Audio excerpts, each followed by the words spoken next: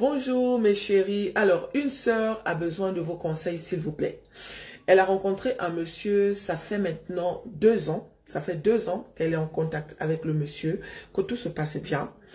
Elle habitait dans une autre ville et le monsieur habitait dans une autre ville. Je vais prendre un exemple. Elle habitait par exemple à Paris et le monsieur, il habitait par exemple à Marseille. D'accord? Donc, ils se fréquentaient comme ça. Ils se voyaient une fois par mois. Soit c'est elle qui partait, soit c'est le monsieur qui partait. Et aujourd'hui, le monsieur a proposé à la fille d'aller s'installer chez lui. Et là, ça fait maintenant plus de 6 mois que la fille vit chez le monsieur. La fille, quand elle habitait à Paris, elle était en colocation. Elle partageait un appartement avec une sœur.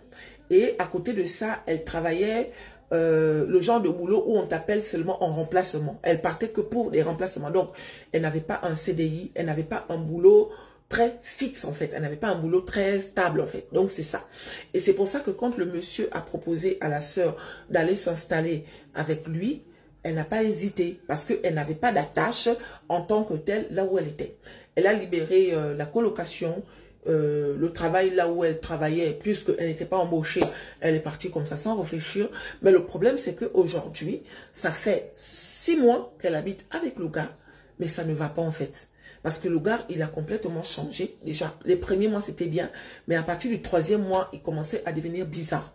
Voilà. Il rentre tard, alors qu'elle l'attend pour manger. Au moment où il finit le travail, elle l'appelle, il ne décroche pas. Je tiens à préciser que la fille, là-bas, elle a déposé des dossiers à gauche et à droite, mais on ne l'a pas encore appelée, donc elle ne travaille pas. Elle est à la maison. D'accord? Donc, elle dit que le monsieur, aujourd'hui, il est bizarre. Voilà. Et à cause de ça, elle a fait asseoir le gars en lui disant que, mais attends, c'est toi-même qui m'as demandé de venir m'installer avec toi, mais depuis que je suis là, ça fait maintenant plus de 3 mois que tu es bizarre. Des fois, ils sont en train de regarder la télé, ils se lèvent et il va se coucher, il dit pas à la fille. Des fois, ils rentrent tard alors qu'ils n'ont pas mangé ensemble. Elle demande au monsieur de venir manger. Il dit non, j'ai mangé au travail avant de venir. Donc, tout ça a fait qu'elle fasse asseoir le monsieur et le monsieur l'a clairement dit que il pense qu'ils se sont trop précipités et que pour l'instant, il pense qu'il n'est pas prêt à vivre avec quelqu'un. Donc, il a demandé à la fille de trouver une solution parce que il veut pas que la fille reste là-bas et qu'il faut que la fille puisse partir en fait. La fille, elle est un peu énervée parce que à cause de lui, elle a libéré sa colocation et là où elle habitait, quelqu'un d'autre a déjà remplacé et non seulement à côté de ça aussi le boulot d'intérim qu'elle faisait et tout, elle dit qu'ils l'ont appelée peut-être 2 fois. Elle avait dit qu'elle n'était plus là-bas. Du coup, elle a tout perdu à cause du gars. Voilà, elle a tout perdu. Elle a dit ça au gars et le gars il dit oui mais bon, qu'est-ce que tu veux qu'on fasse étant donné que moi je ne suis pas prêt. Donc elle ne sait pas quoi faire en fait.